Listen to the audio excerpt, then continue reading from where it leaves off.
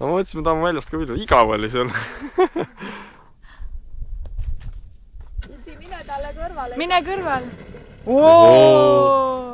Janne sai vihaseks. Sai vihaseks, jah? Tule igaks juhuks ära, saab äkki sõidab otsa.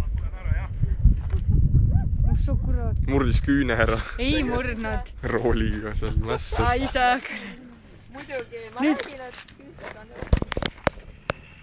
eriti kui sa veel pead rooli kiiresti. Noh, kes sa... Janne ei oska kässerit tõmmata.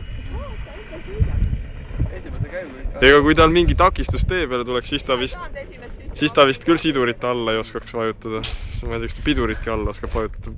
Laseb roolist lahti vist. Vajutab gaasi hoopis juurde. ta Võib-olla. ütles ju, kui ta käis seal penu ees sõimas, et kästi vajutada pidurit, see vajutas gaasi põhja. Ta küsiski minu käest, kus see pidur on.